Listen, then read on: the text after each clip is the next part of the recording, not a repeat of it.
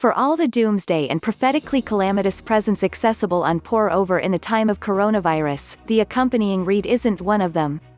Rather, this is a post about example acknowledgement and mean inversion, yet as it identifies with human conduct and cycles, a view on how things will look going ahead, going from the economy to sports to medicinal services and past. It would be ideal if you note, I am not a specialist in psychological sciences, history, or alethiology, only a rocker epistemologist, not to be mistaken for an easy chair disease transmission expert. The greater part of the subjects beneath show up as expectations, be that as it may, with no skin in the game. Forecasts are generally futile, as the indicator has nothing to lose by just declaring a forecast and it ending up being incorrectly, particularly in a period where actuality checking or responsibility is less significant than the following tweet or viral image. The individuals who have information don't foresee. The individuals who anticipate don't have information. Minus Lao Tzu. Rather than anticipating what's straight away, I endeavor to delineate from the past into the current state to have a taken shots at what is probably going to come soon, conceding there is basically no real way to know with outright sureness, yet designs, by definition, rehash themselves and history will in general rhyme.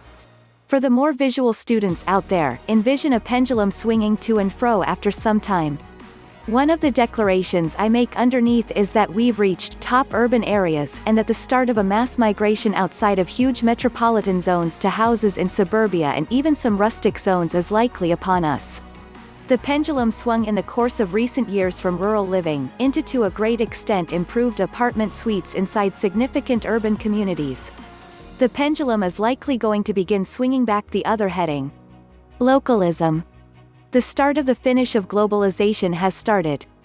For a long time now the United States has disassembled worldwide exchange obstructions and organizations have concentrated more on the financialization of their organizations through bookkeeping wizardry, the legitimization of stock buybacks in 1982, along these lines supporting one of the first of numerous mispriced resource bubbles, and the proclaiming of CEOs like Jack Welch as a Wall Street sweetheart by blowing up the organization's stock cost no matter what, yet to a great extent sinking the organization's drawn out any desires for staying serious.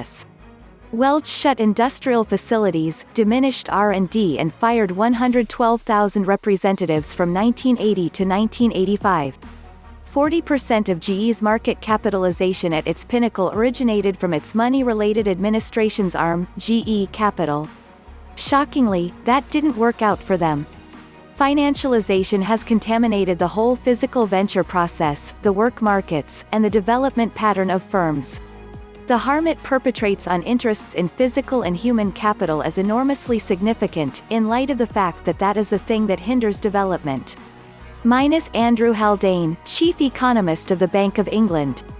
Harking back to the 1960s and 70s, organizations contributed about 40% of each extra earned or acquired dollar into the genuine economy. Since the Reagan period started, the entirety of that has to a great extent gone into the securities exchange. Organizations have to a great extent concentrated on building up the least expensive conceivable item for the biggest buyer base while recruiting MBAs and advisors to help rustle up extra alpha to prop up their offer cost. The outcome? Less assembling plants remained open in the United States and gracefully chain development generally moved seaward.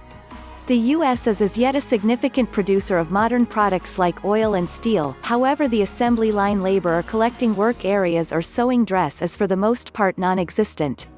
Given the stranglehold on the worldwide flexibly chain the coronavirus has made, independence and local assembling is presently a national security intrigue. The pendulum of modest work and products outside of the nation is presently swinging back towards the country.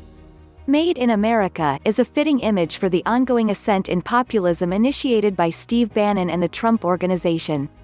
The populist energy will probably go about as a tailwind to making in America.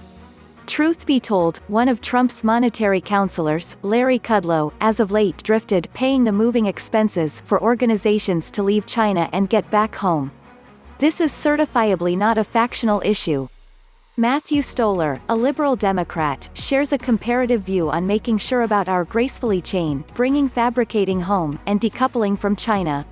Consequently, it is likely local assembling is set to come back to the US, which means costs of products will go up, or generally known as swelling. The roaring 20s of inflation. Expecting local assembling gets, costs will be going up alongside it. Why? All things considered, an assembly line laborer in Shenzhen is more affordable than an assembly line laborer in state Columbus, Ohio. That is the basic explanation. Money-related policymakers have been getting a charge out of a consistent decrease in expansion since, you got it, the start of the Reagan period. For a long time, expansion has been dropping and buyers have celebrated. Costs for products have remained unbelievably modest, yet unsafe resources, similar to houses and stocks, not really. You might be thinking, if costs go up and the shopper has less cash due to a cracked economy, how individuals stand to purchase anything? Let me inform you concerning Universal Basic Income or UBI. Temporarily, UBI will be the barrier for the underlying customer, stick or stun, from more significant expenses, just as the effect of computerization dealing with most of assembling occupations. Indeed, assembling will probably be returning to the United States, yet the greater part of those employments will be robotized. When the UBI ball gets this show on the road, there is no halting it, no takebacks. It would be political self-destruction for a legislator to quit paying individuals to take care of their families with their improvement checks. About overnight, the financially mindful, gathering and current organization went from battling anything remotely connected with communism to legitimately keeping cash into residences' ledgers. The about face is striking, yet let's get straight to the point. Once you turn on the communism nozzle, it doesn't get killed and indeed, just spouts. Quantitative facilitating, QE, is the standard model, yet it is communism for the well-off, not every other person. Communism for the rich prompts communism for all, and here we are. QE infinity. In 2008, the Federal Reserve, otherwise known as the Fed, established its initially round, QE1, of quantitative facilitating by buying government securities, contract-supported protections, and different resources for include cash straightforwardly into the economy. By June 2010, the Fed held $2.1 trillion worth of benefits on its monetary record. Ben Bernanke, the Fed chairman during the worldwide monetary emergency, was persuaded that over the long haul, his approach would be net positive for facilitating the strain on the money-related framework and would turn into a device past trimming financing costs to animate the economy either in emergency or post-emergency. In any case, QE was as yet an investigation that we are currently observing play out uniquely in contrast to anticipated. QE combined with the bank bailouts, and in the long run General Motors, were considered important at an opportunity to take request back to business sectors and impart trust in the banks and at last, buyers. Be that as it may, modest cash presently overflow the business sectors, and with loan costs at zero, the objective of cash was not to spare it. You don't gain anything at 0%, however to spend it, to invigorate the economy. Review, more than 2/3 of the nation's GDP depends on purchaser spending. The issue with falsely animating the economy by growing the cash gracefully is that savers can't put something aside for retirement securely or with practically zero hazard. They should put resources into more dangerous advantages for get an arrival, thus the fleeting ascent seen over the previous decade in the lodging market, financial exchanges, adventure-sponsored new companies, and so forth. What's more, our multi-resource bubble is currently developing. In late February 2020, following 11 years of offering up hazard resources, we started to observe the disentangling of business sectors that were fundamentally and resoundingly mispriced. The quickest 30% plus drop in the securities exchange at any point recorded just as one of the most outrageous moves in the security advertises ever both happened, shaking worldwide markets and about nuking various unmistakable chance equality, multifaceted investments simultaneously. Try not to worry, they were rescued first. From that point forward, Fed Chairman Jerome Powell took what Bernanke began and infused it with steroids. Not just has Powell drastically expanded the Fed's monetary record, yet he is additionally extending the sorts of advantages the Fed can buy, including garbage-evaluated bonds. Truth is stranger than fiction, garbage. The Fed additionally declared it would buy a boundless sum of treasuries and home loan-sponsored protections so as to help the budgetary market. When you put QE moving, it doesn't stop and it requires increasingly more to fulfill its needs. QE limitlessness is the obvious end result of QE1. This equivalent example applies to UBI. UBI-1 prompts UBI boundlessness. The Fed's forceful money-related strategy currently totally takes out exact value valuation models for organizations. It is clear, the Fed will just stopping board anything they esteem unsafe to monetary development. They will go further down the capital structure, garbage bonds, to bail out these organizations. Each one of those financial recipes for esteeming organizations instructed in business college are presently good for nothing. To put another way, the Fed is squeezing communism for the rich by propping up and compensating CEOs of traded on an open market organizations for ineffectively overseeing hazard and not permitting them to fall flat. By moving further down the capital structure, the Fed is backstopping favored financial specialists in private organizations and hence at last propping up their offer costs. Why? Here's a straightforward model. How about we expect Boeing is set out toward insolvency?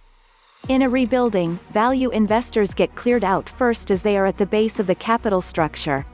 Those higher up the structure lose less, if by any stretch of the imagination. So suppose you're a Boeing 2030, that is the year, bondholder, and you're stressed over losing cash on your speculation if the organization comes up short. What will you do? You'll offer the attached to cut your misfortunes. Presently, envision the Federal Reserve is there to get you by buying those bonds. You got rescued. Think about who claims those bonds today? The well-off, generally. In any case, since credit holders are pretty much insured their Boeing securities will be worth cash, the probability of the organization bombing drops and afterward this is reflected in the offer cost. So value holders celebrate. The estimation of their Boeing stock will keep on rising. Shockingly, 92% of all stocks are claimed by just 20% of Americans, and the abyss between the rich and poor augments significantly further. Nationalization by proxy. In France, the national aircraft, Air France, is, well, a nationalized carrier. How un-American that is due here at home. We could never do that to our industry titans as that would be communist and hostile to entrepreneur, isn't that so? However, given the Fed's new, extended QE strategy, we presently have nationalization as a substitute. Take aircrafts, for instance. In the course of recent years, the aircraft business has seen an outrageous degree of union among the enormous bearers. Purchasers currently for the most part have a decision of three significant carriers to look over when flying: United, Delta, and American Airlines. Presently, imagine a scenario in which those aircrafts were to bomb simultaneously. This would devastatingly affect the economy, so it is just normal to act so as to help them. Be that as it may, government officials can't rest soundly around evening time in the event that they essentially nationalized a whole industry or a lot of organizations inside an industry. How un-American? So rather than straightforwardly nationalizing them, we should in a roundabout way do as such by propping them up monetarily by having the Fed buy further down the capital structure, garbage bonds. Rather than the organizations coming up short or going into insolvency, the business can proceed, not surprisingly, realizing the federal government is backstopping them at the capital level without any limitations or response for awful entertainers or poor administration. These carriers stay American. One might say that we don't legitimately nationalize them, and lawmakers can hide any hint of failure that we aren't France. What organizations get rescued? Organizations that a whole industry relies upon, Boeing. What ventures get rescued? Businesses that different enterprises rely upon, airlines. National healthcare as national security. How about we recap? We have UBI. We have nationalization of organizations, as a substitute. The main thing missing is all-inclusive medicinal services. Be that as it may, how might we turn this so the previous 40 years of political arguments energizing against a national medicinal services framework really hold up? Political contributors won't bite the dust from an undetectable adversary since they need to toe the partisan loyalty. Rather, simply make it a national security intrigue. The U.S. is equipped with every kind of weaponry.